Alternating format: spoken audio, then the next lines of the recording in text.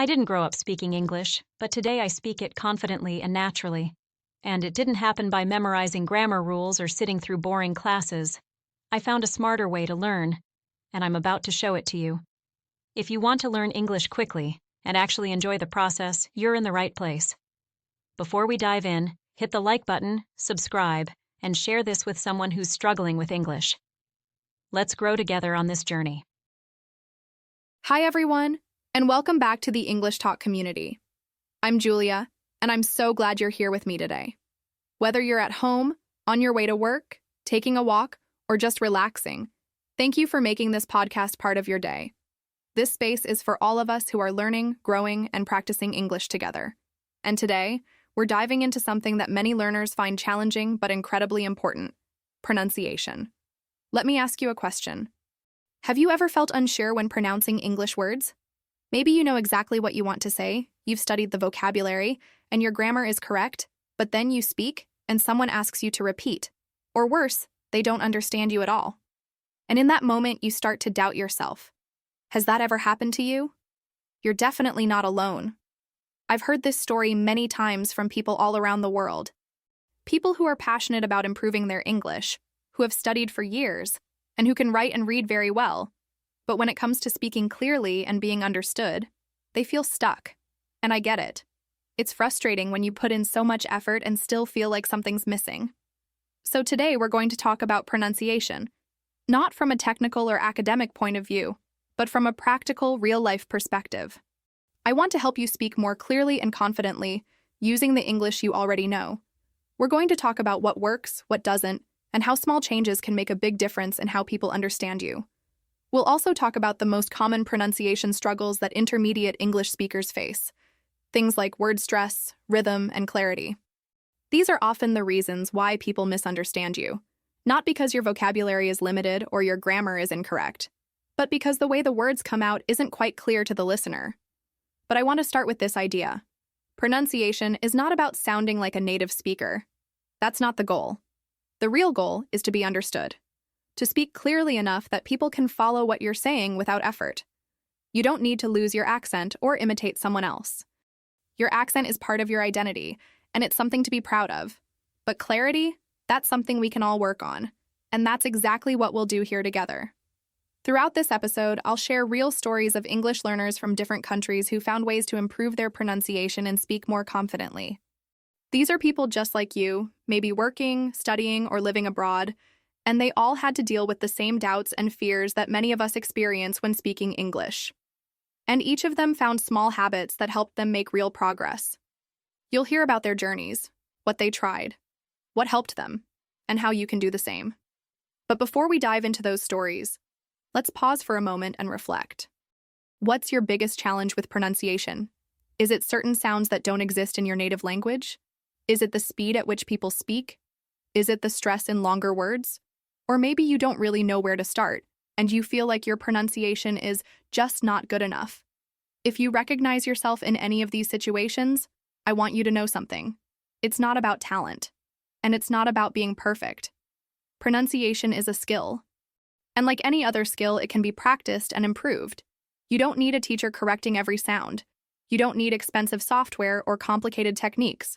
What you need is awareness, consistency, and the willingness to keep trying, even when it feels awkward.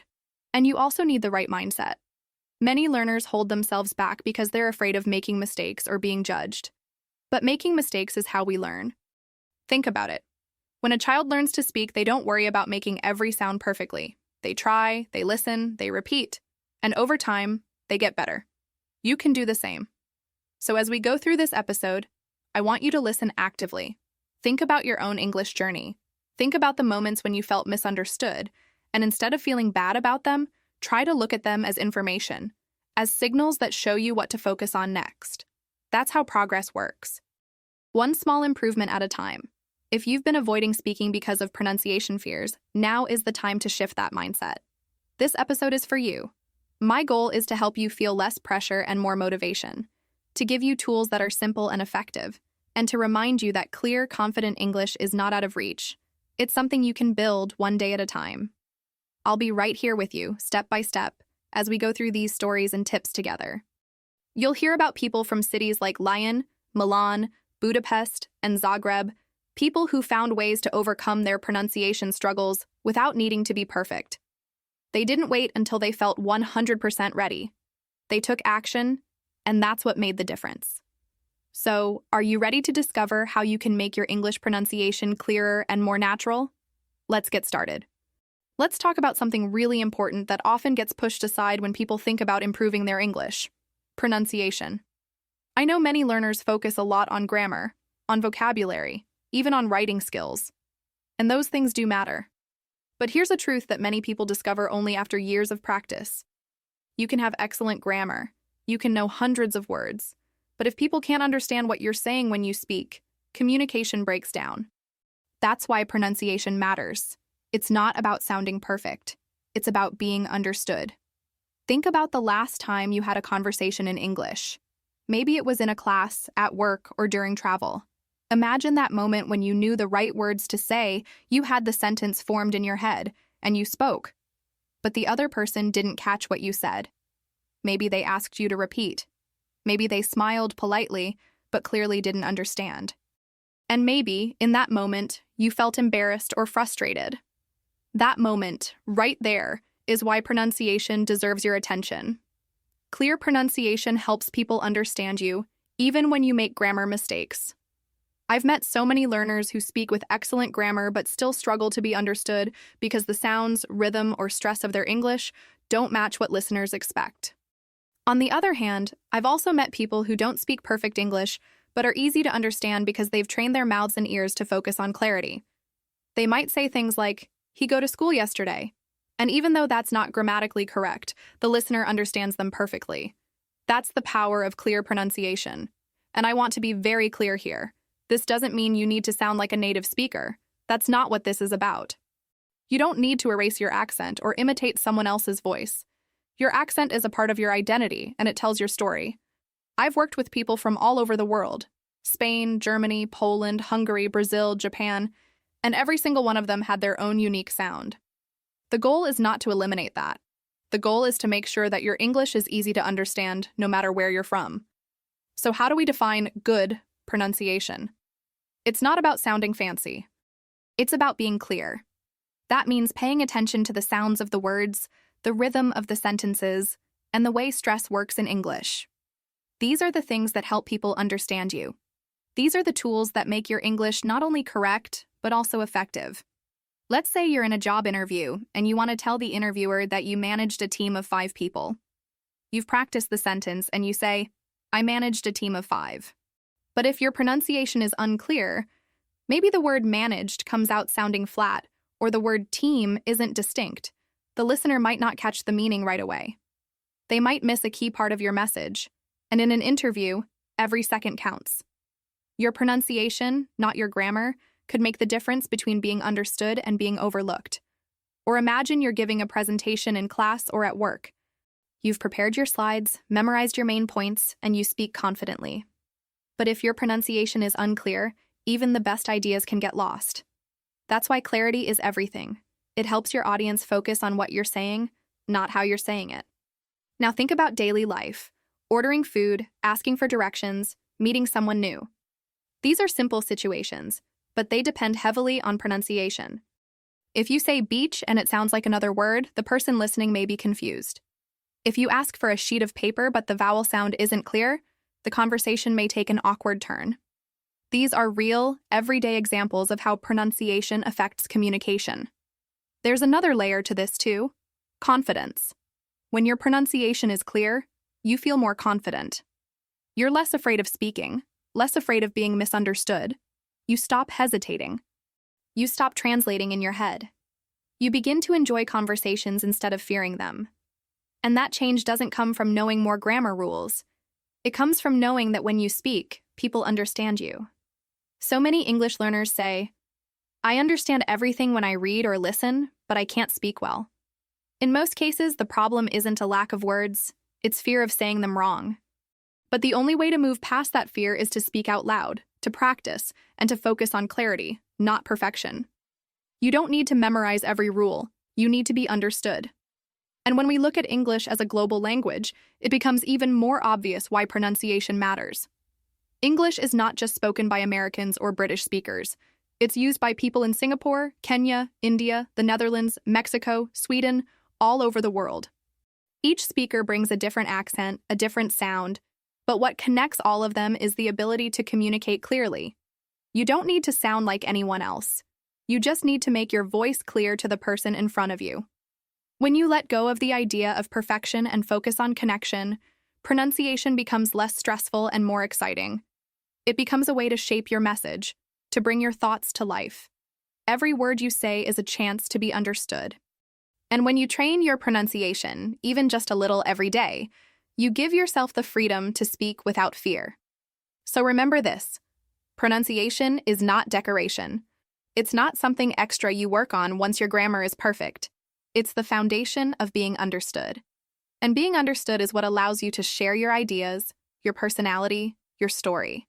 That's why pronunciation matters. Let me introduce you to someone whose story might feel very familiar. Her name is Leia, and she's from Lyon, France. Leia grew up loving languages. In school, she always did well in English, especially in reading and writing. By the time she finished university, she could easily understand English podcasts, read books, and even write long reports in English without much effort. So when she got a job offer in Dublin, Ireland, she felt excited and ready for the challenge. Her position was with an international tech company, where English was the main language used. She was going to work as a project coordinator, joining meetings with teams from all over Europe. Leia had always dreamed of working abroad, and this felt like the perfect opportunity. But very quickly, she realized that using English at work was going to be much harder than she had expected. During her first week, she noticed that people often asked her to repeat herself. In team meetings, she would share her ideas, but sometimes her coworkers would look confused or ask her to say it again. Even when she repeated her sentences, they didn't always catch what she meant. At first, she thought maybe they were just getting used to her accent. But after a few more meetings, she started to feel frustrated. She was using the right words. Her grammar was fine. But people still struggled to understand her. One day after a meeting, her manager pulled her aside. He was kind and supportive, but he said something that stayed with her. He told her that her ideas were great, but that sometimes her message got lost because her pronunciation made it hard to follow. He encouraged her to keep contributing, but also to work on being a bit clearer when speaking. Leia nodded and smiled, but inside she felt embarrassed. That evening, she went home and cried. She felt like all her hard work wasn't enough. From that moment, her confidence dropped. In meetings, she started to speak less. She avoided giving updates unless she had to. She would write everything down in advance and read from her notes just to avoid making a mistake. Sometimes she would rehearse a single sentence 10 times before a meeting. She stopped participating in casual conversations at work. She worried people would judge her. It wasn't about shyness. It was fear of being misunderstood again. But Leia wasn't someone who gave up easily. She began to reflect on what exactly was going wrong. She recorded herself speaking and listened back, something she had never done before.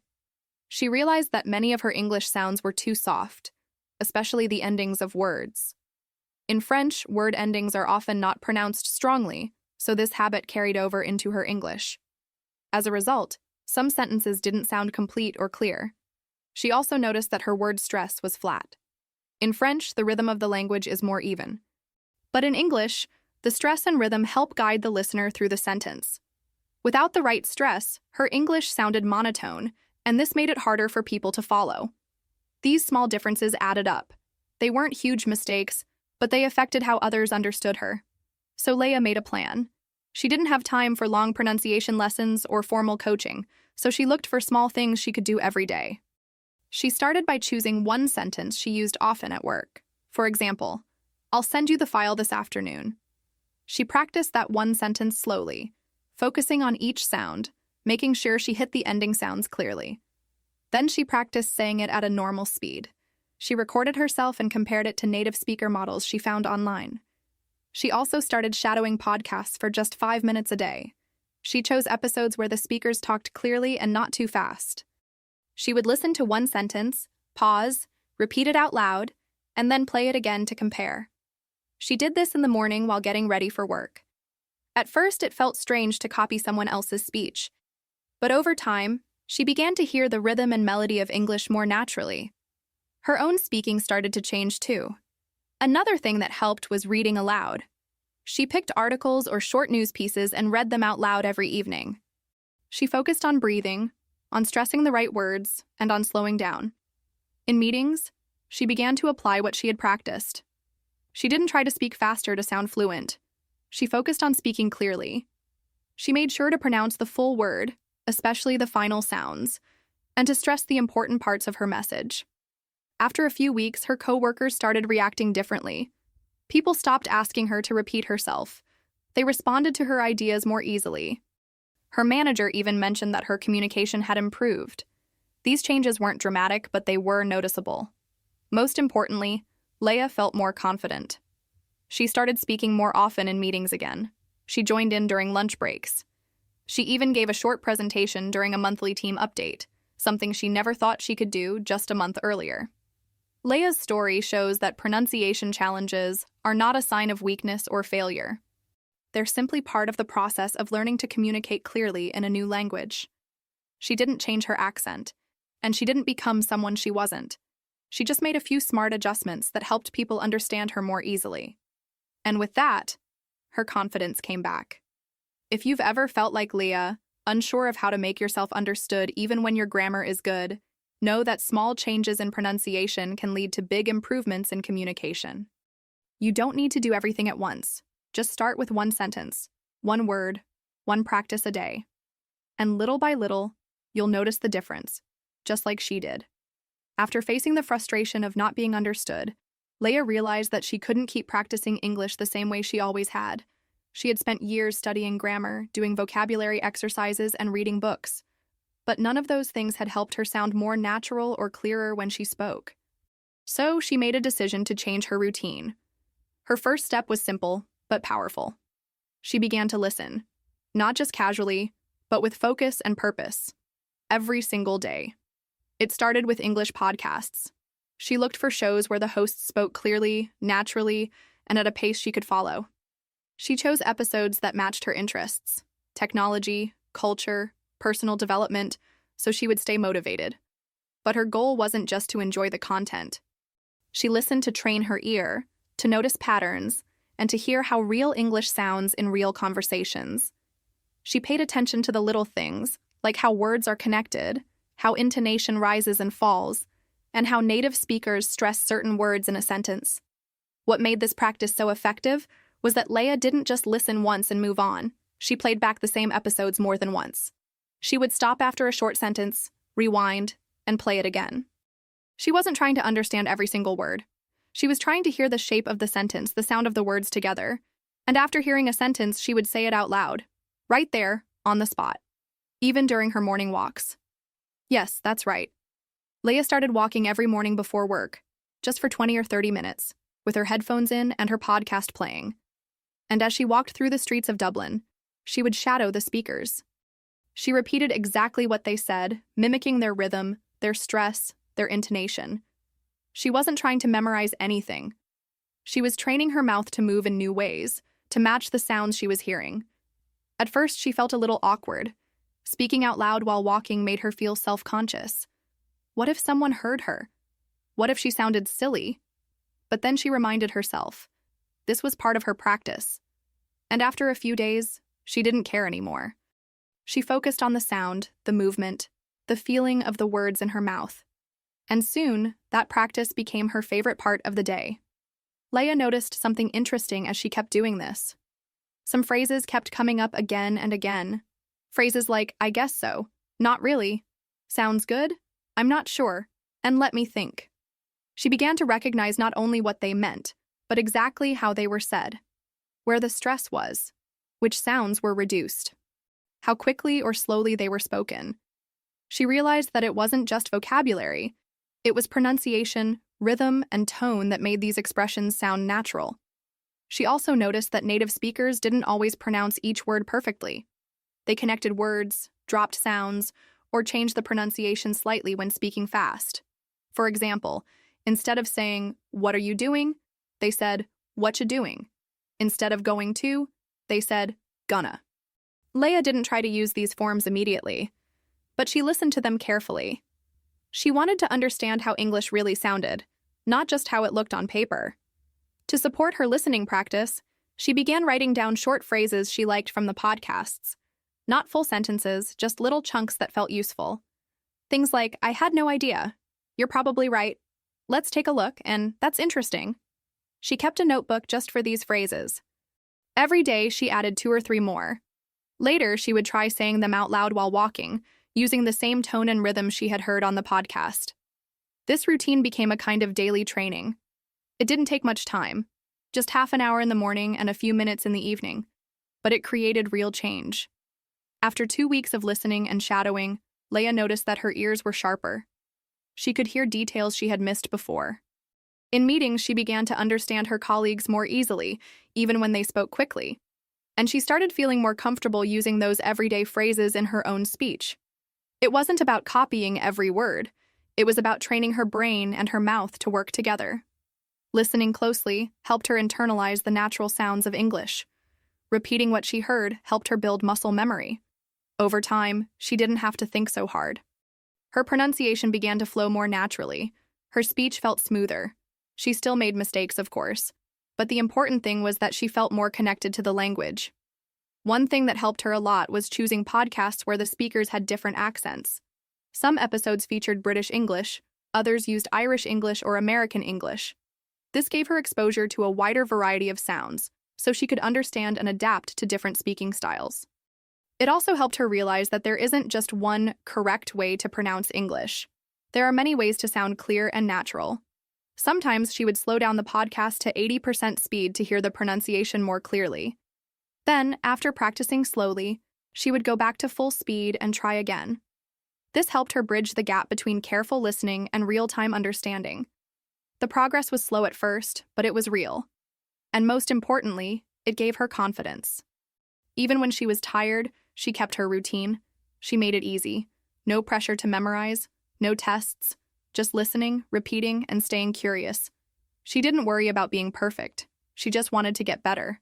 And every time she finished a walk, feeling like she had picked up something new, a phrase, a sound, a feeling of fluency, she knew she was on the right path.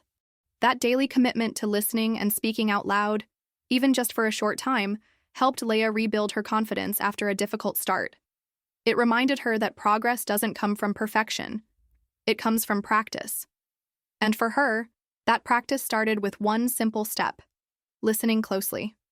One of the most effective ways to improve your English pronunciation, especially if you don't have access to a teacher or language partner, is to become your own coach. You might be wondering how you can do that. Well, one simple and powerful tool is something you already have with you most of the time: your phone.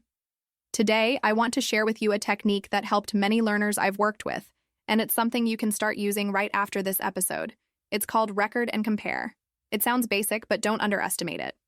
When used regularly, this method can build real self-awareness and help you notice pronunciation details that are hard to catch when you're just speaking or listening passively. Here's how it works. You choose a short paragraph. Nothing long, just a few lines.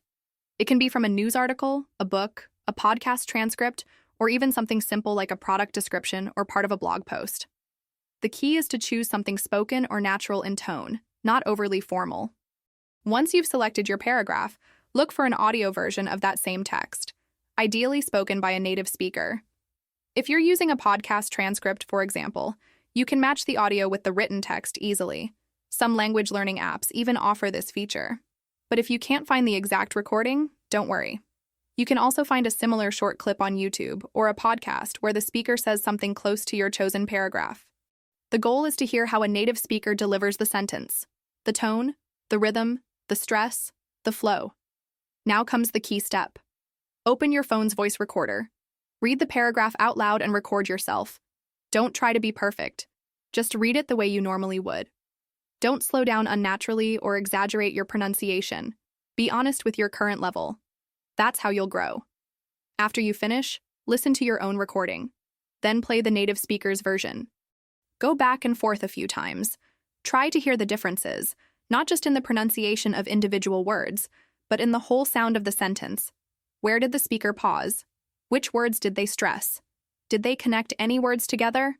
How does your version sound compared to theirs? This is where the real learning begins. Most learners are not used to listening to their own voice, especially in another language. It can feel strange, maybe even uncomfortable. But this discomfort is a sign of growth. You're training your brain to recognize the gap between what you're saying and what native speech sounds like. That awareness is powerful. Without it, it's hard to improve. With it, you start to make adjustments naturally. You might notice that you're stressing the wrong syllable in a word, or maybe you're pausing in places that break the natural rhythm. Maybe your voice sounds flat compared to the rising and falling melody of the native speaker's version. All of these things matter, not because you need to copy someone exactly, but because understanding these patterns helps you sound clearer and more confident. After listening and comparing a few times, try recording yourself again. This time, try to copy the rhythm and stress of the native speaker more closely. Don't worry about matching every sound perfectly. Just focus on one or two elements. For example, you might focus on where the stress falls or how the sentence flows together. Record your second version and then compare again. Can you hear the difference from your first attempt? Most learners can already notice some improvement after just 2 or 3 tries. That's the beauty of this method. It's immediate feedback, and it's all in your control. Now let's say you're working on the sentence. I really didn't expect it to happen so fast. You record yourself saying it. Then you listen to how a native speaker says it.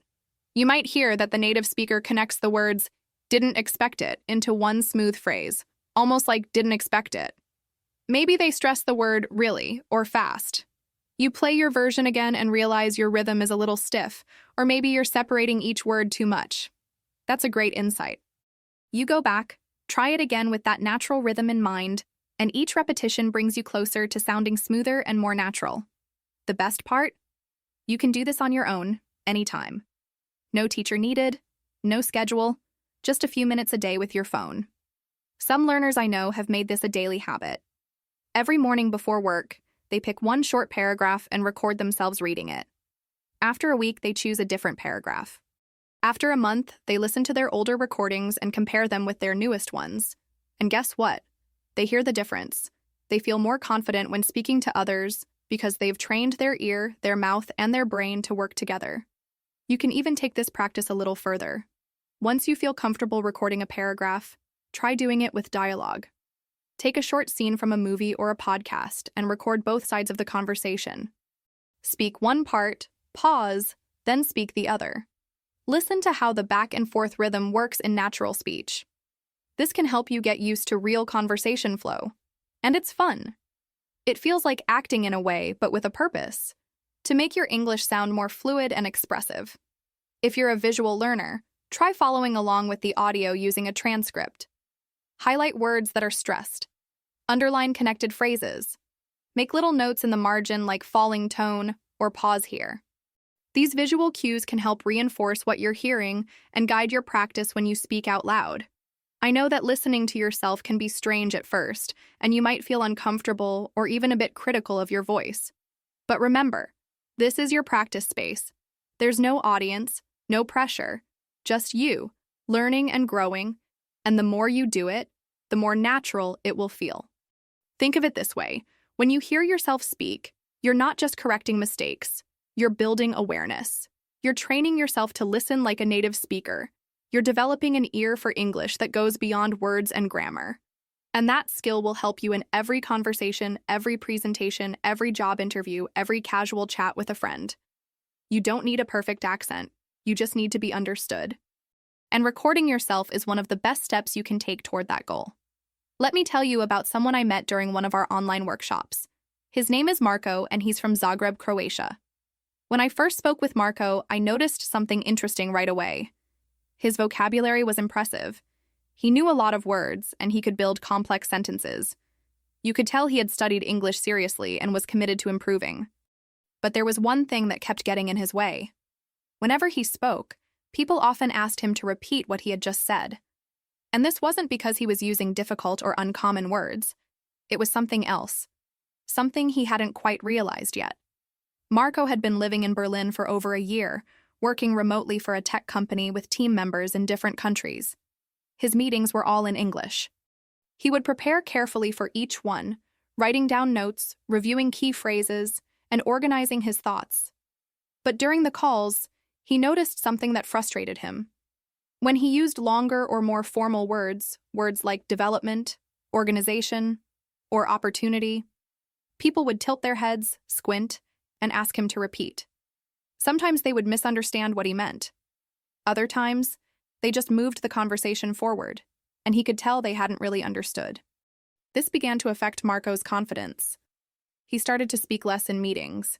He simplified his language to avoid using words that had caused confusion before. He even stopped volunteering to lead presentations. It wasn't that he didn't know what to say, he just didn't want to go through the awkwardness of being misunderstood again and again. And that's when he decided to look deeper into what was happening. He reached out to us, hoping to get some guidance. When we listened to a sample of his speech, the issue became clear. Marco was placing stress on the wrong syllables in longer words. This made his pronunciation sound unfamiliar to native speakers, even though the words themselves were correct. For example, he would say organization instead of organization, or development instead of development. The vowel sounds were mostly fine, but the rhythm and stress pattern were off. And in English, stress is essential. Native speakers rely on it heavily to recognize words quickly. When the stress is on the wrong syllable, even familiar words can sound confusing or foreign. At first, Marco was surprised.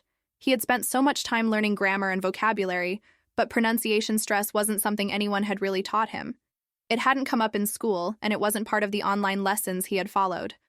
Like many learners, he assumed that knowing the word was enough. But now he saw that how he said the word was just as important. So we began working on a new habit together, identifying the correct stress for longer words. Marco started by creating a list of the words he used most often in meetings. Then, for each word, he searched for examples of native speakers saying it, using online dictionaries with audio, YouTube clips, podcasts, even movie scenes. He would listen carefully, repeat the word out loud, and clap or tap the rhythm. For example, with development, he practiced hearing and saying development, focusing on the second syllable. That stress point became his anchor. He would exaggerate it a little at first to really feel the pattern, and then say it more naturally over time. He also learned to break down words into syllables. A word like international became international.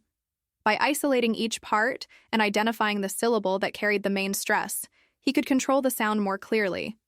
He'd write the word on a flashcard and underline the stressed syllable, then say it 5 or 10 times while walking around his apartment or waiting for the coffee to brew. This helped his mouth and brain work together more smoothly. In team meetings, Marco started testing his new awareness. He would pause briefly before saying a complex word, take a breath, and focus on placing the stress in the right spot. At first, it felt slow and a bit awkward, but gradually it became more natural. And the results came quickly. People stopped asking him to repeat. He noticed more nods, more understanding, more connection. His team members responded better, and so did his manager. Within weeks, he felt a new sense of confidence return. He even volunteered to lead a small presentation, and afterward, one of his colleagues from Warsaw sent him a message saying, "Hey, your English sounded really clear today. Great job." Marco told me later that he had always thought fluency was mostly about speed, being able to speak fast and without pauses, but now he saw that clarity was even more important. And stress patterns were a big part of that. He realized that when you stress the right syllable, your words become easier to recognize. Your message becomes clearer. And the conversation flows more smoothly, even if your accent is still present or your grammar isn't perfect. One thing that helped Marco stay consistent was turning this practice into a routine. Every day, he'd choose 5 words he wanted to master. He'd check the stress, listen to examples, and repeat them out loud. He would even record himself saying each word and compare it to a native speaker version, just like we talked about in the last segment. Over time, this daily focus helped him internalize the rhythm of English in a more natural way. It wasn't about memorizing rules. It was about building a feeling for the sound of the language. What I love about Marco's story is that it shows how one small change, just paying attention to syllable stress, can have a big impact. It didn't require any expensive software or hours of study. Just awareness, consistency, and the willingness to listen and adjust. And most importantly, it shows that pronunciation is not just about sounding like a native speaker. It's about being understood. It's about making your voice heard. And when you focus on clarity over perfection, you give yourself the freedom to communicate with confidence. One of the best things that came out of Marco's journey was a simple habit that completely changed the way he practiced his pronunciation. He shared it with me during one of our follow-up conversations, and I now recommend it to learners all over the world. Marco started using online dictionaries that include audio recordings of native speakers saying each word. It sounds simple, right? But the impact it had on his English was huge. Let me explain why this method worked so well for him and how you can use it in your daily practice too. At first, Marco didn't pay much attention to pronunciation when looking up words. He focused mostly on the definition, maybe the part of speech, and sometimes an example sentence. But once he discovered that most good online dictionaries also include audio recordings, and in some cases both American and British pronunciations, he realized he had been skipping a powerful tool. It was like discovering a new part of a language learning treasure map. From that point on, he made a habit of listening to the word before even reading the definition. That small shift helped him retrain his ear and his speaking rhythm. He told me he started visiting these dictionaries daily, especially during his lunch break. He'd keep a notebook where he would write down the words that gave him trouble during meetings or while reading. Then he'd type each word into the online dictionary, listen to the audio several times, and mimic the speaker. Not just once, but maybe 5 or 6 times in a row. He focused closely on where the stress fell, how the vowels sounded, and even how the speaker's voice moved up and down. This wasn't just about saying the word, it was about feeling the rhythm of the language. Sometimes he used headphones to block out noise and stay focused. He would pause between each repetition and say the word himself, then hit play again to compare. He was not trying to sound exactly like the speaker, but he was aiming for clarity and confidence. If something didn't sound right, he'd try again. He also paid attention to the visual cues. Many dictionaries use symbols to mark the stressed syllable, and Marco found that helpful in guiding his pronunciation, especially for longer words. Another tip he shared was about shadowing. He'd choose a word with audio, listen to it, and then immediately repeat it without pausing the recording. This helped him match the speed and intonation of the native speaker.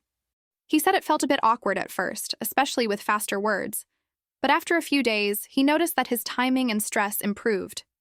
Shadowing became part of his daily routine. Whether he was brushing his teeth, waiting for coffee, or walking to the store, he would pull out his phone, look up a word, and repeat it out loud as he heard it. What made this strategy powerful for Marco was that it didn't require anyone else.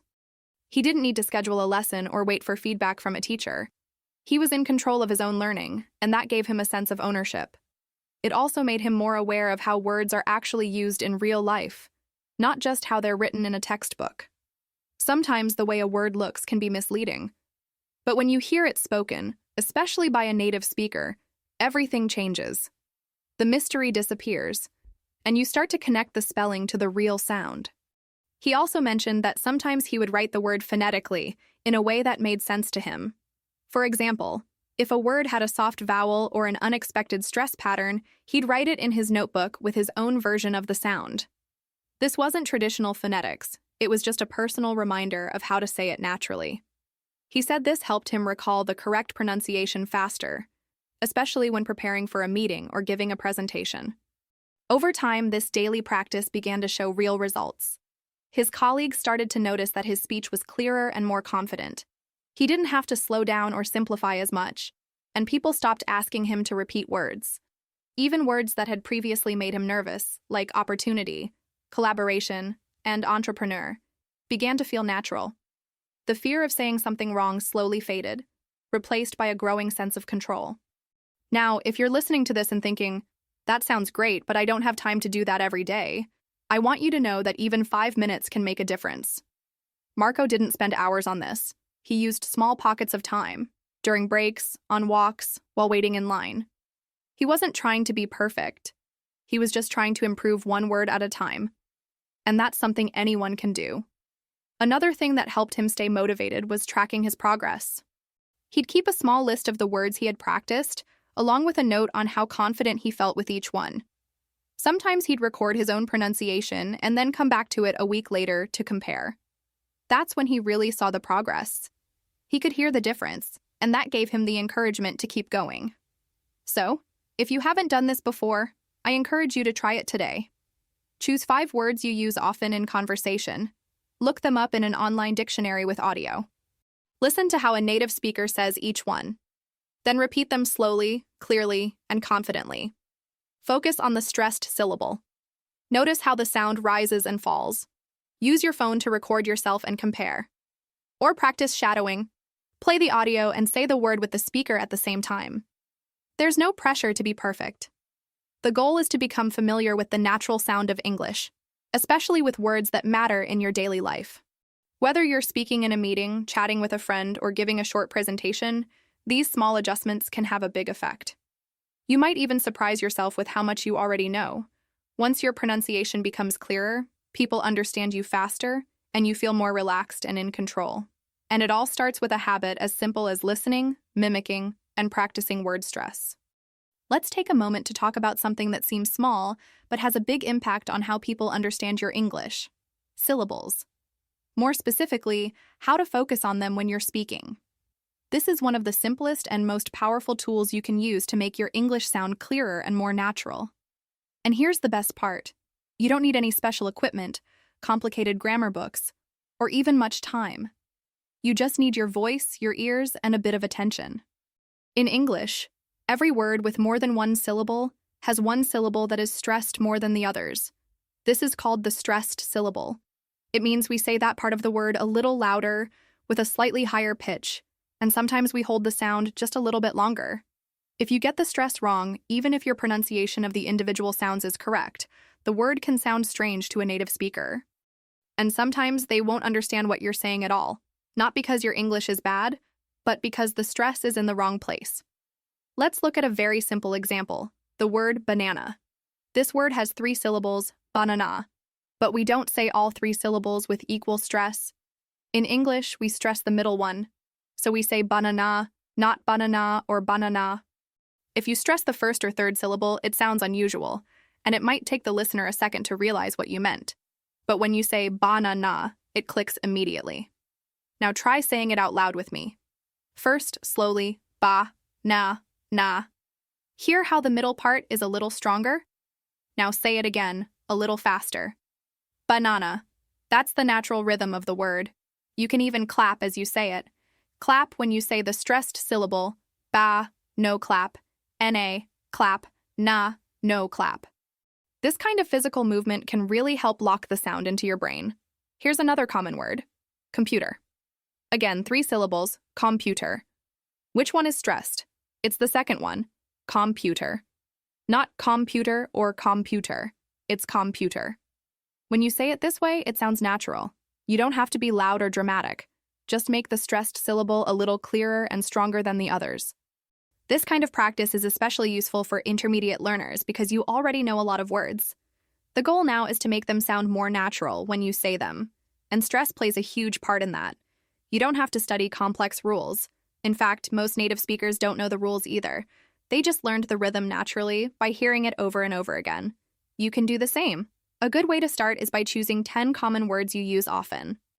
Maybe words like holiday, family, important, understand, restaurant, comfortable, interesting, together, remember, and weekend. Say each word slowly. Break it into syllables. Listen to a native speaker say it if you're not sure. Then mark the stressed syllable. You can underline it, write it in capital letters, or even clap your hands as you say it, just like we did with banana. Try it with the word comfortable. This one surprises a lot of learners because of how it's written. Many people want to say comfortable with 4 syllables. But in natural speech, it often sounds more like comfortable with only 3 syllables. The stress is on the first one, comf. Say it with me now, comfortable. Hear the rhythm? It's not about saying every letter. It's about how it sounds when we speak naturally. Now try interesting. Many learners say interesting, stressing the second or third syllable. But in many English accents, the stress is on the first syllable, interesting. Say it again, interesting. It sounds shorter and smoother. These small details make a big difference in how fluent and confident you sound.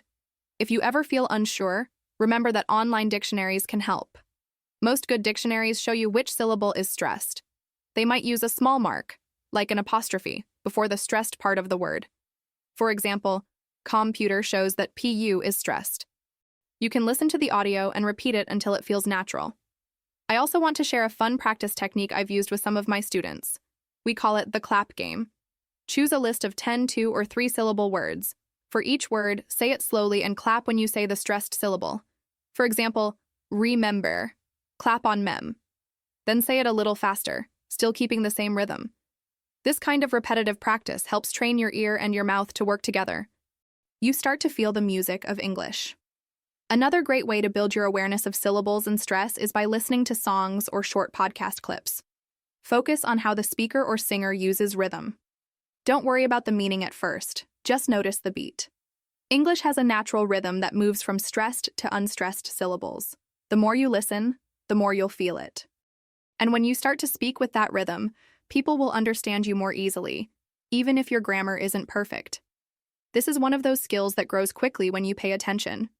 After a week of practicing stress with just a few words a day, many learners tell me they already feel a difference. They start hearing stress patterns in everyday conversations. They notice when a word sounds off. And they start adjusting their own speech naturally, without needing to memorize long lists of rules. So I want to encourage you to make syllables part of your daily practice. Choose words that you actually use in your life. Say them out loud. Feel where the stress is. Compare your pronunciation with a native speaker. And most of all, enjoy the rhythm of the language. It's not about sounding like someone else. It's about being clear, confident, and comfortable with the words you already know. Let each word have its music, and soon your English will feel more natural every time you speak. Let's take a breath together and talk about something that often holds learners back more than they realize. Overthinking. Overthinking sounds, overthinking pronunciation, overthinking every little movement of the mouth. If that's something you've done, don't worry. It's more common than you think. You're trying to be better, to sound more natural, and that's a good thing. But sometimes, focusing too much on perfection gets in the way of progress. And today, I want to help you let go of that. So many people believe they need to sound like a native speaker to be taken seriously in English. But let me ask you something. What does a native speaker sound like? Is it American, British, Australian, South African, someone from Toronto, or maybe someone from New York, Manchester, or Cape Town? Even among native speakers, pronunciation and accents vary so much. There isn't one perfect English. There are many natural ways to speak the language. Your goal isn't to copy someone else exactly. Your goal is to speak clearly and be understood, and to feel confident doing it. Overthinking pronunciation often starts with the fear of being judged. Maybe you've had a moment where someone asked you to repeat a word and you felt embarrassed. Maybe you've compared your English to someone else's and felt like you weren't good enough. Or maybe you've practiced a single sound so many times, like the th in think or the r in world, that you've stopped focusing on what really matters, communicating your ideas. When we overthink, we can actually make things harder for ourselves. Let's say you're trying to say the word 3. You've practiced that th sound because you know it doesn't exist in your first language. So now, when you say 3, you slow down, press your tongue against your teeth just right, and almost freeze as you try to pronounce it correctly. But here's the truth. If you say tree instead of 3, most native speakers will still understand you. They might notice the difference or they might not. But the important thing is that the meaning is clear. Of course, we want to improve. Of course, it's good to work on sounds and pronunciation. But the problem comes when we make that the only goal. That's when we get stuck. I've seen this happen with so many learners. They speak well, they know a lot of vocabulary, but they hold back in real conversations because they're afraid of making a sound the wrong way. And sometimes, they don't speak at all. They just wait, smile, nod, and stay silent, because overthinking has taken over. Let me tell you about Carlos. He's from Madrid, and he's a brilliant speaker. His grammar is solid, his vocabulary is wide, and he's very good at explaining his ideas. But when he moved to London for work, he started to feel nervous every time he had to speak in meetings. Not because he didn't know what to say, but because he was overthinking how he said it. He'd stop in the middle of a sentence to correct a single sound. He'd hesitate before using a word he wasn't sure how to pronounce. And over time, he spoke less and less. What helped Carlos wasn't a new textbook or a pronunciation coach. It was a mindset shift. He started to focus on the people he was speaking to, not just the words he was saying. He stopped worrying about sounding perfect and focused on making connections. He reminded himself that everyone in that room had an accent, even the British people from different parts of the country. And once he accepted that he didn't need to erase his Spanish accent to be understood, everything changed. His speech became more fluid. His confidence grew. And people actually listened more closely because he was speaking with ease and purpose, not fear. Another example is Lara from Milan. She told me she used to practice one sentence over and over again before making a phone call. She would say it 10 times to make sure every sound was perfect. But when the call started, the conversation always went in a different direction, and she felt lost. Now she practices differently. She focuses on clear ideas, natural rhythm, and breathing. She allows herself to speak with an Italian accent because it's part of who she is, and people still understand her just fine. This is your reminder. You don't need to sound perfect to be respected in English. You don't need to hide your accent to be taken seriously. In fact, your accent is a part of your story. It tells people that you speak more than one language, that you've worked hard, and that you have something valuable to say. When you let go of the idea of perfect pronunciation, you give yourself freedom. You open the door to more conversations, more practice, more mistakes, and more learning. Because you'll only get better by speaking, not by being silent and trying to plan every sound in your head before it comes out of your mouth. So here's what I want you to focus on instead of perfection: clarity, confidence, and connection. Speak clearly, even if your accent is strong. Speak confidently, even if you make small mistakes. And most importantly, speak to connect with others. Listen, respond, laugh, ask questions, and share your thoughts. That's where real language learning happens, in the moment, not in your head. Try this exercise. Choose a simple sentence that you use in daily life. Something like, "I'm going to the store," or "I'll meet you after work." Say it out loud naturally. Don't think too hard about every sound. Just say it as if you were speaking to a friend. Then say it again, but this time, exaggerate your pronunciation. Make every sound super clear and slow. You'll notice how unnatural it feels. Most people don't speak like that in real life. The more natural version, the first one, is probably easier to understand and more comfortable to say. When you're speaking English, aim for being understood, not admired. The admiration comes later, when people realize how comfortable you are using the language. And remember, native speakers don't all sound the same. Some mumble, some speak fast, some use local slang, others have strong regional accents. English is flexible, and that's what makes it beautiful. You can make it your own. So the next time you catch yourself overthinking, take a step back. Ask yourself, am I being clear? If the answer is yes, then keep going. Let your words flow. You're doing better than you think. Let me tell you about Sofia, a determined learner from Milan, Italy. She had been practicing English for years, and although her vocabulary was strong, her pronunciation always made her feel a little insecure. Her accent, she thought, was too Italian. It was something she tried to hide, something she believed would hold her back from being fully understood in English. The thought of speaking with an accent, in her mind, meant that she wasn't speaking correctly. She worked hard to avoid it, practicing pronunciation drills, mimicking native speakers, and even listening to English songs to try to blend in more with native speakers. But despite all her efforts, she always felt that her accent stood out, and not in a good way. One day, something happened that changed everything for Sofia. She was in a meeting at work, presenting a new project to her team. She went through her slides, explaining every detail with confidence. When she finished, one of her co-workers, a native English speaker from the UK, looked at her and said, "Sofia, I really like how clearly you speak English. It's so easy to understand you." Sofia was taken aback. She wasn't used to receiving compliments about her English, let alone about her accent. For the first time, she realized that her accent didn't make her difficult to understand. In fact, it made her unique. This small moment had a big impact on Sofia. It made her stop and reconsider her perception of her accent. Until then, she had been focused on the idea that sounding Italian meant she wasn't speaking properly. But in that moment, Sofia realized that her accent was part of who she was. It didn't make her less capable of communicating. In fact, it made her more interesting. She wasn't trying to hide it anymore. She embraced it. Sophia began to shift her mindset.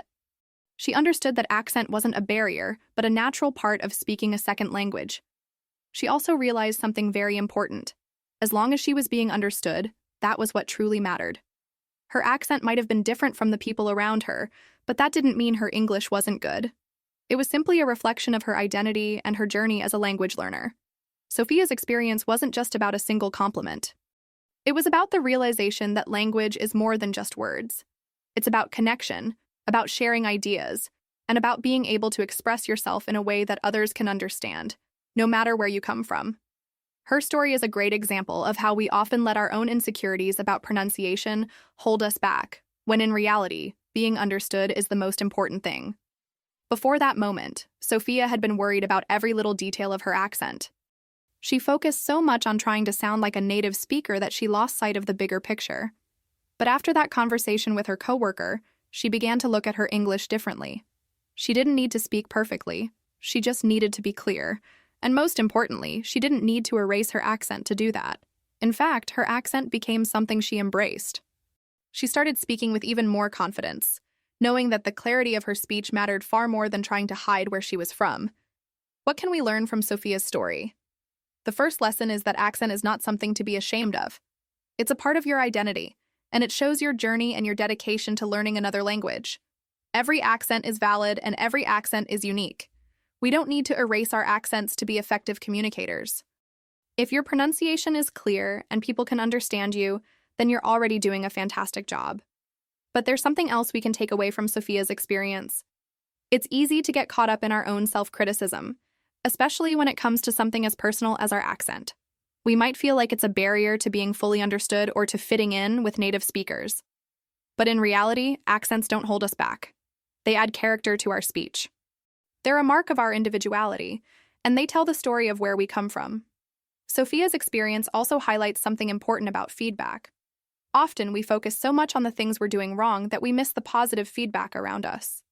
When she received that compliment from her coworker, she realized she had been too focused on her own insecurities to see how well she was actually communicating.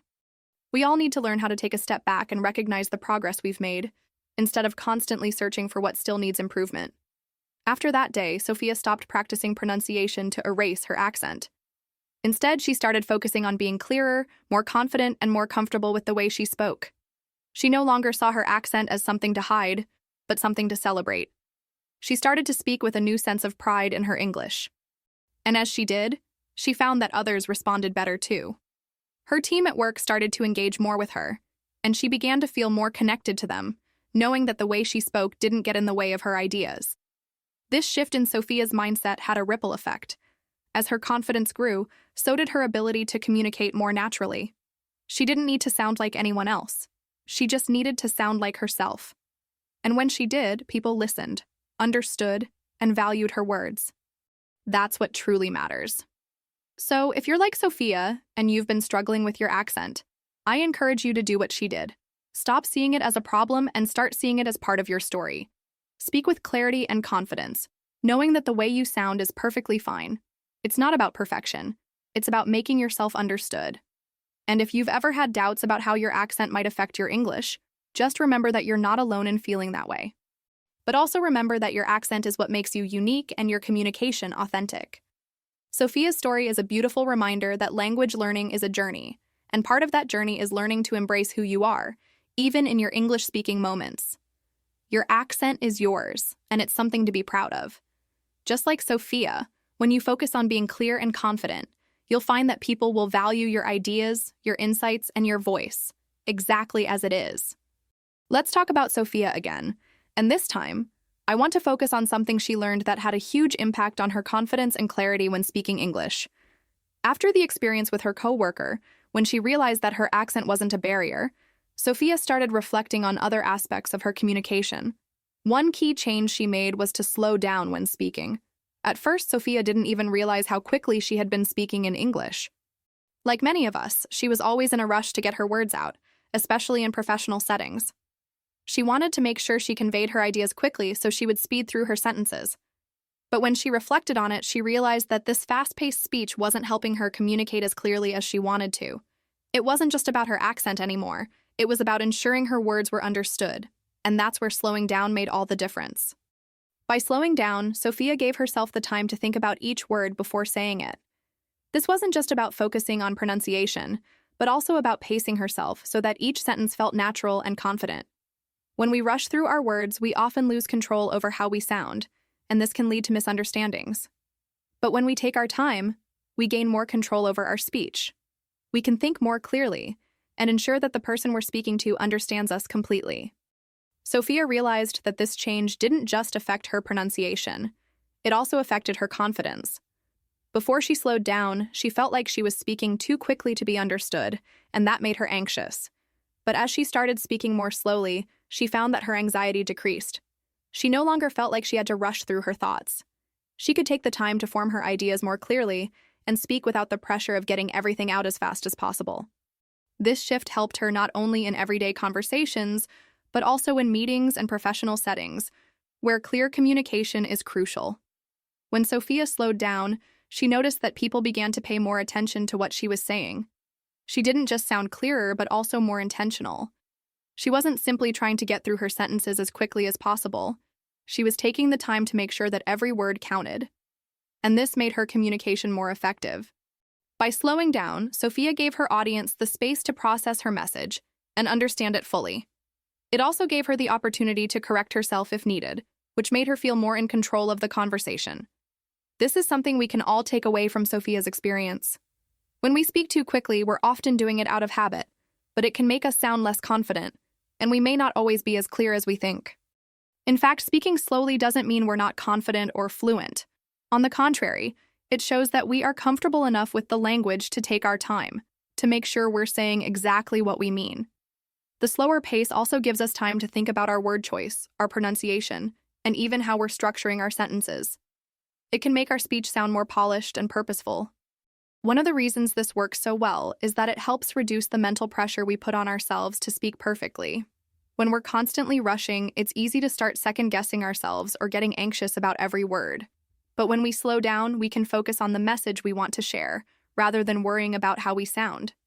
This shift in mindset can take a lot of pressure off our shoulders and make speaking English feel more natural and less stressful. Now, you might be wondering how you can start practicing this for yourself. The good news is, it's simple.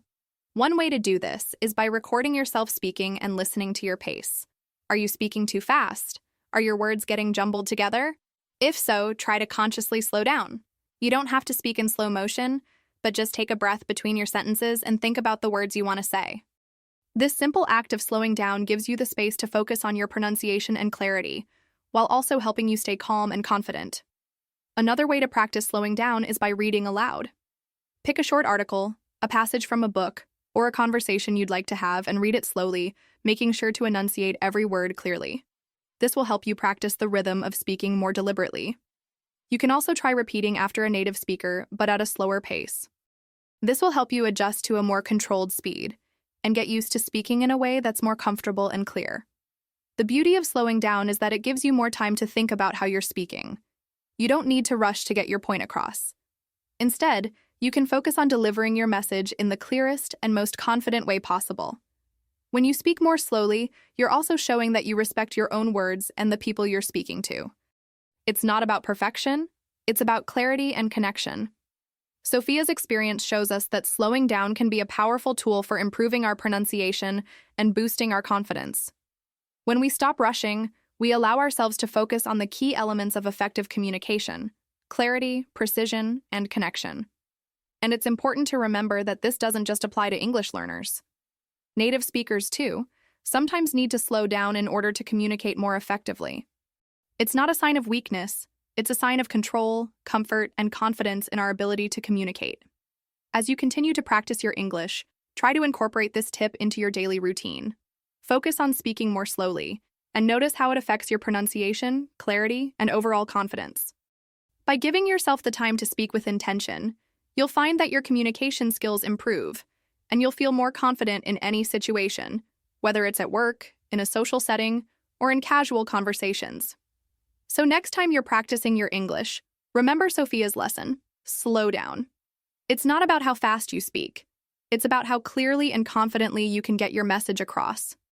With a little more patience and a slower pace, you'll be amazed at how much more effective and enjoyable your communication can be. One of the most fun ways to improve your English pronunciation is by practicing with tongue twisters. You've probably heard of them before. They're those tricky phrases that make your tongue tie in knots as you try to say them quickly. But did you know that they're actually a great tool for improving your clarity and control when speaking English?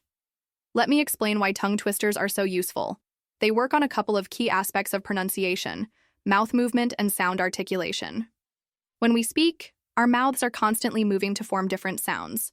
But if we're not aware of how we're moving our mouths, it can lead to unclear speech. Tongue twisters give us the chance to focus on how our mouths move while we speak. By practicing them, you can improve your ability to control your mouth muscles, which in turn helps you speak more clearly.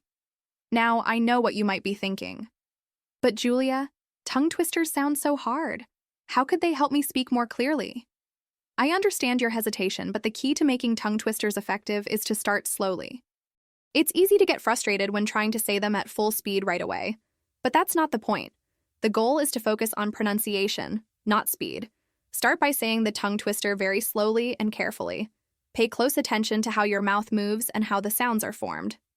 Don't rush. Focus on clarity first. Let me give you an example. One classic tongue twister is, "She sells seashells by the seashore." At first glance, it looks pretty challenging, right? But if you break it down and start slowly, you'll see how helpful it can be. Start with saying each word clearly.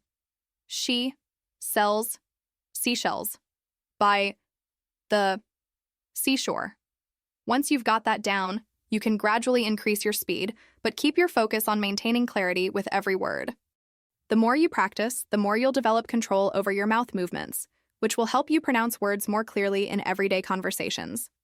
Tongue twisters are also great for improving specific sounds in English that can be difficult for non-native speakers. For example, many people struggle with the th sound, like in the words think or this. A tongue twister like 33,000 thieves thought that they thrilled the throne throughout Thursday focuses on the thash sound and forces your mouth to get comfortable with it. The more you practice, the better you'll get at making those sounds more naturally. Another benefit of tongue twisters is that they help you work on your overall speech rhythm. English has a unique rhythm compared to other languages, and tongue twisters allow you to practice the flow of speech. For example, English has stressed and unstressed syllables, and tongue twisters often help you find the natural rhythm of a sentence. This will help you sound more fluent and natural when you speak. The more you practice, the more you'll get used to the rhythm of English, making it easier to speak confidently and clearly in any situation. But let's go back to the idea of starting slowly. If you try to say a tongue twister too quickly at the beginning, you may end up rushing through the words and not pronouncing them correctly. This can be frustrating because it makes it harder to notice exactly where you're going wrong. But when you start slowly, you give yourself the chance to focus on the individual sounds and words. Take your time. Try to say each word clearly, and don't worry about how fast you're going. Once you feel comfortable, gradually speed up. This will help you develop the mouth control and precision you need for clearer pronunciation. There's no magic formula for improving your pronunciation, but tongue twisters are a fun and effective way to build your skills. They're not just for kids or for showing off at parties. They're a tool that can help you become more confident in your ability to speak English clearly. The more you practice, the more comfortable you'll feel with the movement of your mouth and the production of different sounds. This will carry over into your everyday conversations, making your English sound more natural and understandable to others. Here's another tongue twister to try. Peter Piper picked a peck of pickled peppers. Notice how it has a series of similar sounds, like the P sound, that require precise articulation. By practicing this one, you'll develop more control over your lips and tongue, which is crucial for speaking clearly. Just remember, start slowly. Once you feel comfortable with the sounds, gradually increase your speed until you can say it smoothly. What's great about tongue twisters is that you don't need any special equipment or resources to practice them. You can do it anywhere, while you're walking, sitting in a park, or even waiting for your coffee. You can practice them out loud, or if you prefer, practice them in your head. But when you do speak them out loud, make sure to focus on your mouth movement. Watch yourself in the mirror if you can. This will help you become more aware of how your mouth forms different sounds, which will improve your overall pronunciation. You don't need to spend hours practicing tongue twisters to see results. Just a few minutes a day can make a big difference in your clarity. And of course, it's important to be patient with yourself. Don't get discouraged if you don't see immediate results. The more you practice, the better you'll get.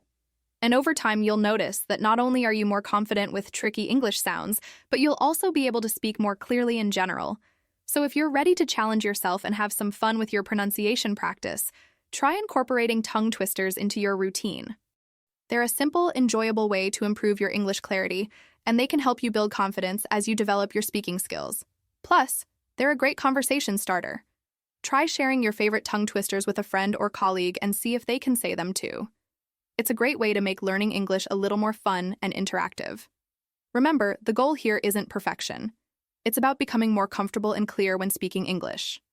By practicing with tongue twisters, you'll not only improve your pronunciation, but also gain greater control over how you speak. So next time you're looking for a fun and effective way to practice, grab a tongue twister and start slowly.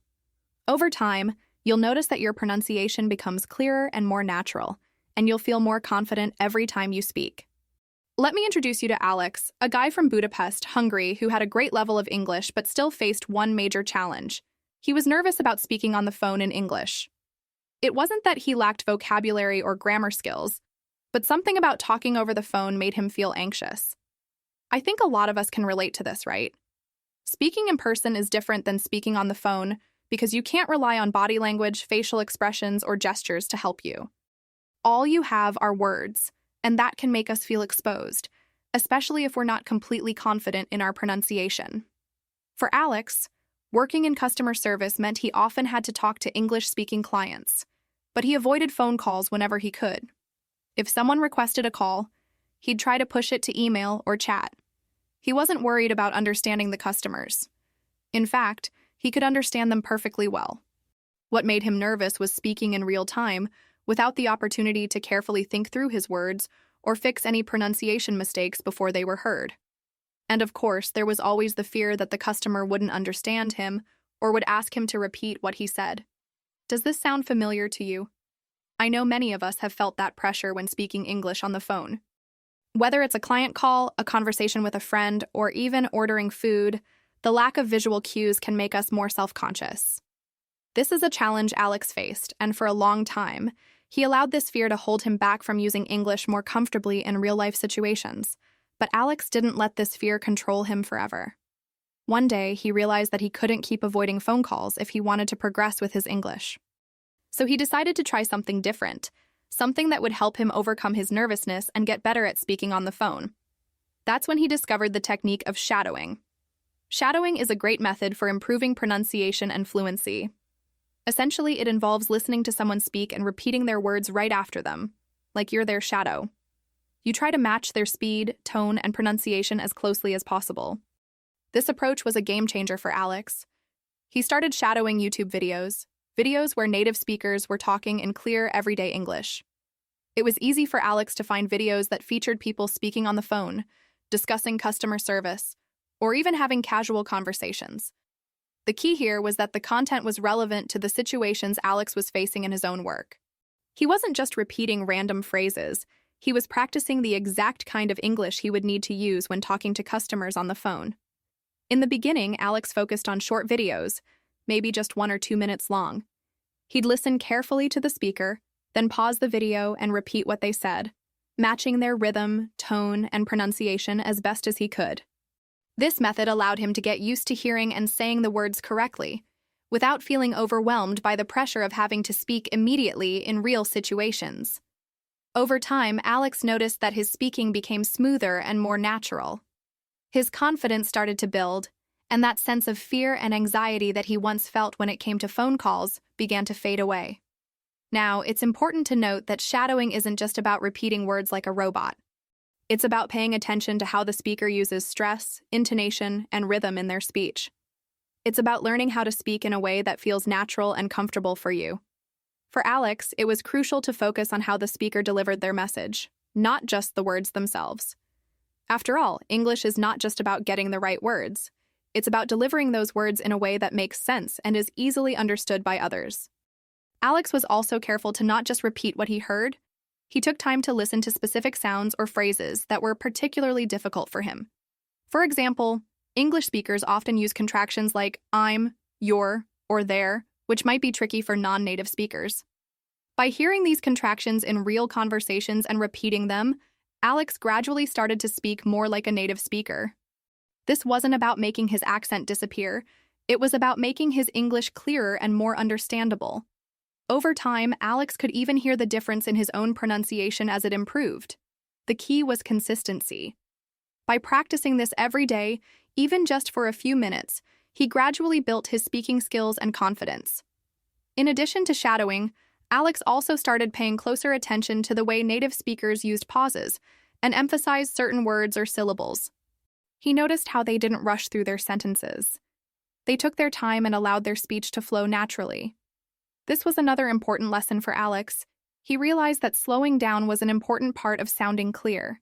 In fact, it was a huge part of what made his English sound more natural, even though he still had his Hungarian accent. As Alex continued with his practice, he began to feel less anxious about phone calls. His pronunciation had improved, but more importantly, his confidence had grown. Eventually, he reached a point where he felt comfortable picking up the phone and speaking English without second-guessing himself. When a customer called, Alex was no longer worried about making mistakes. He knew that as long as he kept speaking clearly and was understood, everything else would fall into place. And if there were any moments when he wasn't sure about a word or phrase, he simply asked the customer to repeat themselves. This is something we all should feel comfortable doing. Asking for clarification is perfectly normal in any language. What Alex learned through shadowing and consistent practice is something that we can all take away. Don't be afraid to practice speaking out loud, even if it's just repeating phrases from videos. The more you hear and repeat, the more confident you will become in your own speaking abilities. The key here is consistency and not getting discouraged. Even if you're not perfect right away, that's okay. The goal is to keep improving, and with time, you'll see how much progress you can make. So, if you ever feel nervous or unsure about speaking English, whether on the phone or in person, try shadowing videos or audio that you find interesting. Focus on mimicking the natural rhythm and pronunciation of native speakers. Over time, you'll notice a difference in how comfortable you feel and how clearly you can communicate. And just like Alex, you might find that the more you practice, the less nervous you'll feel, and the more confident you'll become. One of the most powerful techniques to improve your pronunciation and fluency in English is shadowing. Now, you might be wondering, what exactly is shadowing? Let me explain it to you. Shadowing is a method where you listen to a speaker, whether it's a native speaker in a podcast, an interview, or a video, and repeat exactly what they say, as they say it. It's almost like trying to shadow or mirror their speech. You mimic not just the words, but the way they say those words, how they emphasize certain syllables, their rhythm, and their intonation. It's a technique I highly recommend for anyone looking to improve their English pronunciation and speaking skills. In a way, shadowing is similar to singing along to your favorite song, but instead of music, it's with speech. When you sing along to a song, you're matching the melody, rhythm, and timing of the singer, right? Shadowing works the same way, but instead of matching a melody, you're matching the natural flow of speech. You're working on the rhythm and pronunciation of English words, which is often one of the hardest aspects to master. Why is shadowing such an effective technique for learning English? Well, for starters, it helps you develop a more natural rhythm. English isn't a language that is spoken word by word in isolation. It has a natural flow where certain syllables are stressed, others are unstressed, and words blend together. If you focus too much on saying each word perfectly, you can lose that flow. Shadowing teaches you to speak in the same rhythm as native speakers, making your speech sound more fluid and natural. Another great thing about shadowing is that it gives you real-time practice. You're not sitting in a classroom memorizing rules. Instead, you're practicing real conversational English. Whether it's a casual conversation, a business discussion, or an interview, shadowing exposes you to the way people actually speak in different contexts. It's not just about mimicking words. It's about learning how people communicate in real life. What makes shadowing stand out compared to other techniques is that it doesn't just focus on vocabulary or grammar. While vocabulary and grammar are important, pronunciation and rhythm are just as crucial if you want to be understood and sound natural. It's one thing to know a word, but if you don't pronounce it correctly, or if you don't match the rhythm of a sentence, it can be difficult for others to understand you. Shadowing allows you to practice pronunciation, stress patterns, and natural intonation, helping you avoid common mistakes and sound more like a native speaker. Let's break down how shadowing works step by step. First, you choose a video, podcast, or any audio content that features a native speaker. This could be a video of a TED Talk, a YouTube vlog, or even a news report. The key is to choose something that interests you so that you stay engaged and motivated throughout the practice. Listen to a short segment. About 30 seconds to 1 minute is ideal to start with. Pay close attention to how the speaker delivers their message. Are they speaking quickly or do they pause often? Do they stress certain words or syllables? What's the overall tone of their speech? Once you've listened carefully to the segment, it's time to start shadowing. Play the audio again, and as the speaker talks, try to speak along with them. Repeat each word as closely as possible, matching their pace, stress, and intonation. If you're unsure about something, pause the video, listen to that part again, and try again. The more you practice, the better you'll get. You can even record yourself while shadowing to track your progress. This way, you can compare your pronunciation and rhythm to the original speaker, which will help you identify areas where you need improvement. Shadowing is a versatile technique that you can use in a variety of situations. If you're trying to improve your business English, shadowing a business interview or presentation might be a great way to learn specific vocabulary and expressions. If you're working on your everyday conversation skills, you might choose a podcast or video with casual conversations. Shadowing is a technique that adapts to your needs and goals, which is one of the reasons it's so effective. You're practicing the language as it's actually spoken, and that helps you develop a deeper understanding of how English works in real life. One of the reasons people often struggle with pronunciation is because they're not used to hearing the language spoken at a natural speed. In a classroom setting, you might be taught to pronounce each word slowly and carefully, which is helpful when you're first learning. But when you're in a real conversation, people speak much faster and words blend together. Shadowing helps you get used to hearing English at a natural pace, and it teaches you how to speak at that same speed. You'll start to notice how words and sounds connect, and this will make your speaking sound more natural too. But shadowing isn't just for advanced learners. Even if you're still at the intermediate level, this technique can be incredibly useful. In fact, it's often during the intermediate stage that learners start to feel stuck. They may have learned a lot of vocabulary, but when it comes to speaking, they still struggle with fluency and pronunciation. Shadowing gives you a simple way to improve your speaking skills in a natural, engaging way. You'll start to speak more confidently, and you'll feel more comfortable using English in everyday situations. If you're unsure where to start with shadowing, try using videos or podcasts that come with transcripts. Having a transcript is helpful because it allows you to read along while you listen. This way, you can make sure you're pronouncing the words correctly and following the speaker's rhythm. Plus, it gives you the opportunity to check for any words or phrases you don't understand. As you shadow more, you'll begin to notice improvements not just in your pronunciation, but also in your overall understanding of English. I know that for many of us, the idea of speaking in English can feel intimidating, especially if we're worried about making mistakes or not sounding like a native speaker. But here's the thing. Native speakers don't always speak perfectly either. They have accents, they make mistakes, and they sometimes use informal language or slang. The most important thing is to communicate clearly and confidently. Shadowing helps you do just that. It teaches you to speak with confidence, knowing that you're using the right rhythm, stress, and intonation. So, if you're looking for a way to improve your pronunciation and fluency in English, I highly recommend giving shadowing a try. It's simple, effective, and best of all, it's fun. You get to engage with real, authentic content while practicing your speaking skills. And over time, you'll start to see real improvements in how you sound when you speak English. I want to take a moment to talk about something that can really hold many of us back when we're trying to speak English. The pressure to sound perfect. I've spoken with countless learners over the years, and one thing I often hear is how self-conscious they feel about their accent or how they sound when they speak. They're afraid that if they don't sound like a native speaker, people won't understand them, or worse, they might be judged. I want to say this loud and clear. You don't need to sound perfect to be understood, and you definitely don't need to sound like a native speaker. The most important thing in communication is to be clear and confident. Now, I know it's easier said than done, right? It's tough to shake that feeling that your accent is wrong or that you're not speaking in the right way. But let's pause for a moment and think about something.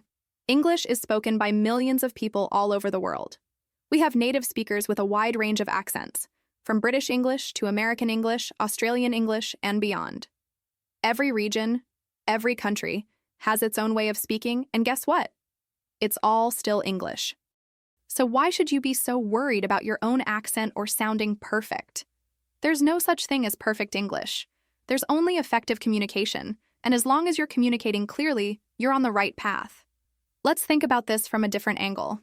If you're learning English, it means you're probably speaking at least one other language, right? Now, I want you to remember how you feel when you hear someone speaking your native language with a slight accent. Do you judge them for it? Or do you appreciate that they're making the effort to communicate? Most likely, you appreciate the effort because at the end of the day, the message is what matters. The same goes for English. When people hear you speaking, they're not sitting there scrutinizing your accent. They're focused on understanding what you're saying. The clearer and more confident you are, the more successful your communication will be. This mindset shift is crucial. It's about letting go of the unrealistic expectation that you have to sound perfect. Think about it. Native speakers don't always speak with perfect grammar or pronunciation. They make mistakes, they drop words, they use slang and informal language. So why should you hold yourself to a higher standard than they do? Perfection is a myth. What really matters is getting your message across. And as long as you're able to do that, you're succeeding. Take a moment to appreciate your own journey. You're already doing something amazing by learning English, and the fact that you can communicate in a language that's not your first is something to be proud of. Now, I understand that in some professional settings, you might feel like you need to be more polished, and that's okay. But even in those situations, it's more important to be clear and confident than to obsess over perfection. Don't get me wrong. Improving your pronunciation and fluency is important, and it will make a difference in how you're perceived. But remember, it's a process. It doesn't happen overnight. And along the way, you're bound to make mistakes, and that's okay too. Mistakes are a natural part of learning, and each one brings you one step closer to your goal. Now, I also want to remind you of something important. Your accent is a part of who you are. It's a reflection of your unique background, your culture, and your experiences. And that's something to be proud of. Your accent doesn't need to disappear. It's a part of your identity. What's important is that you focus on clarity. As long as you're able to express yourself in a way that people can understand, that's what matters most. There's no need to hide your accent or try to erase it. Instead, embrace it. One of the things I love about teaching English is hearing all the different accents and dialects that come with it. Whether it's the soft lilt of someone from Italy, the crisp tones of someone from the UK, or the smooth rhythm of a speaker from Brazil, every accent is beautiful in its own way. And the truth is, accents can be an asset. They make you unique, and they add character to the language. Think about it. When you hear someone speak with an accent, doesn't it make them stand out in a positive way? It's something special. So, instead of seeing your accent as a limitation, try to see it as a strength. Your accent tells a story about where you're from, and it connects you to the larger global community of English speakers. When you stop worrying about sounding perfect, you can start to relax and focus on what's really important: effective communication. And when you focus on communicating clearly and confidently, you'll find that people understand you much better. The more you practice and engage in real conversations, the more comfortable you'll feel with your accent and your speaking abilities. I want to encourage you to give yourself some grace in this process. You're learning and growing, and that's what matters. You're doing something not everyone can do, communicating in another language, and that's a huge achievement. Instead of comparing yourself to native speakers, compare yourself to where you were when you first started learning English. Look at how far you've come. Celebrate your progress, no matter how small it might seem. Every step forward is a success. When it comes to pronunciation, focus on being understood. Clear communication doesn't mean eliminating your accent or sounding exactly like someone else. It means being confident in the way you speak and making sure the message you want to convey is heard. And guess what? That's something you can absolutely achieve. The more you practice, the more confident you'll become. And remember, your accent is just one part of who you are as a speaker. It doesn't define you, and it certainly doesn't limit your ability to communicate effectively in English. As you continue on this journey of learning and improving, keep this in mind. Your accent is yours to embrace, and your ability to communicate clearly is something you can develop with time and practice. Don't worry about being perfect. Focus on communicating well and confidently, and remember, your accent is a beautiful part of your story. Let it shine. As we've journeyed through the stories of Leia, Marco, Sophia, and Alex, I want you to pause for a moment and think about something. Which of these characters do you relate to the most? Do you see yourself in Leia, struggling with feeling understood in a professional setting? Or maybe you relate to Marco, recognizing that a small shift in where you place the stress in words could make a huge difference. Or perhaps you're like Sophia, feeling like your accent might be holding you back, but learning to embrace it and slow down to speak with more clarity. Maybe you're someone like Alex who feels nervous about speaking on the phone, but is starting to build confidence with shadowing and mimicking others. All of these characters are real in their struggles, but they've also taken small steps to make improvements. Think about your own experience with pronunciation. Can you see yourself in any of these characters? Maybe there's one part of their journey that stands out to you because it mirrors something you've faced in your own life. Or maybe their success stories have sparked a light bulb moment, and you're realizing that you too can take those small steps to improve your pronunciation. So which one do you connect with the most? Is there something about their experience that feels like your own?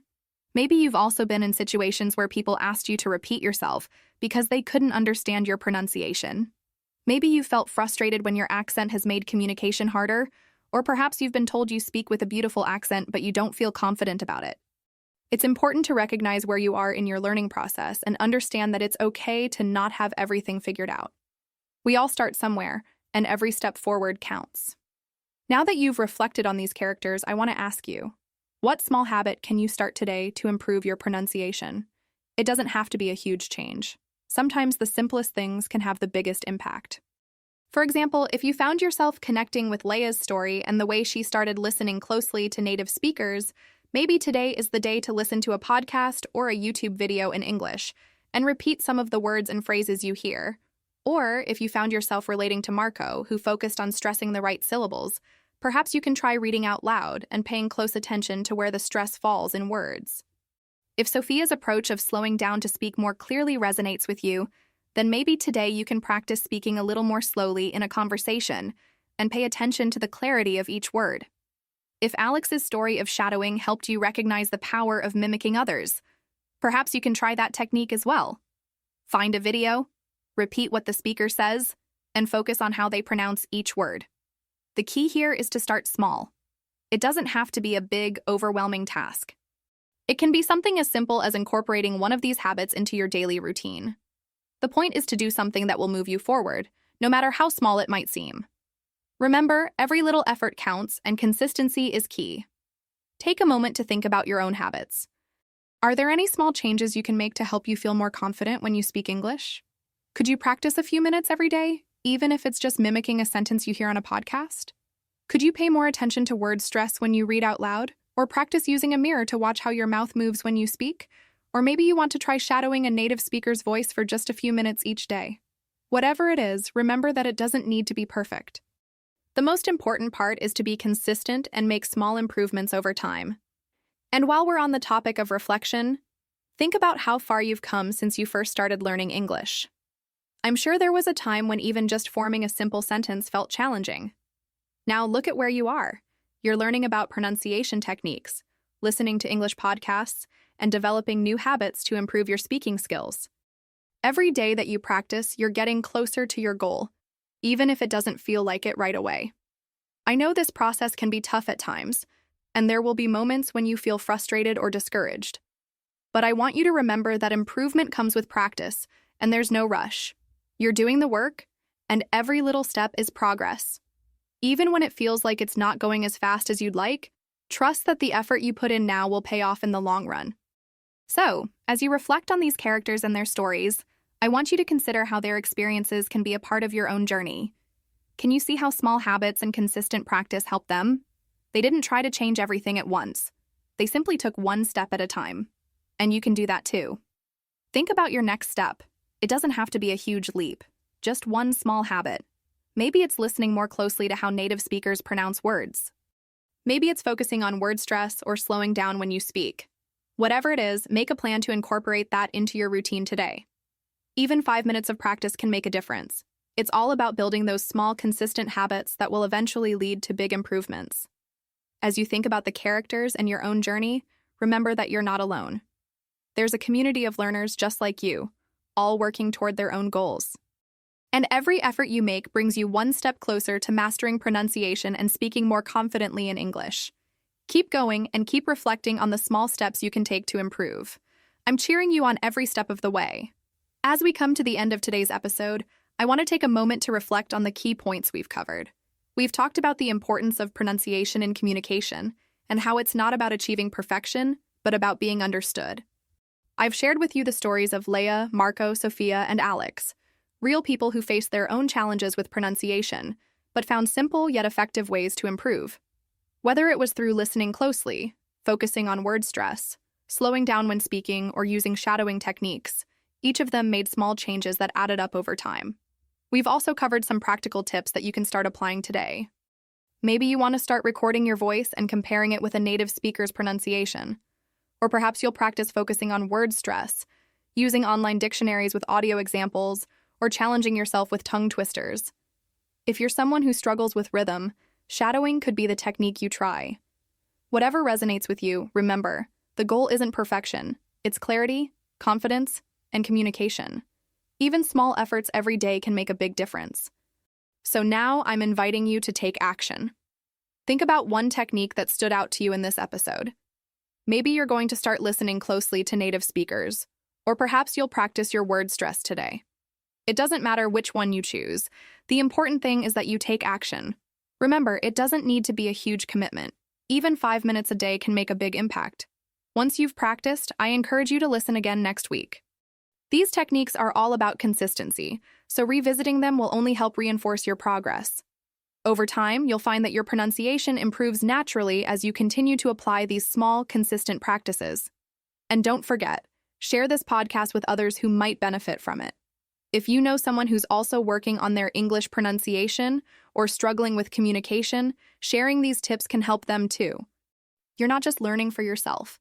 You're part of a community of learners who can support each other. Lastly, take these tips into your real-life conversations. Whether you're talking with a friend, a colleague, or a stranger, every conversation is an opportunity to practice what you've learned. The more you practice speaking, the more confident you'll feel. So, take what you've learned today and start using it in your everyday life. The more you apply these tips in real situations, the more natural and effortless your English will become. I want to leave you with this thought. Your accent is a part of who you are, and it doesn't need to be something you try to erase. It's part of your identity, and embracing it can give you even more confidence in speaking. Focus on being understood, and take pride in your progress, no matter how small it seems. Thank you for listening today.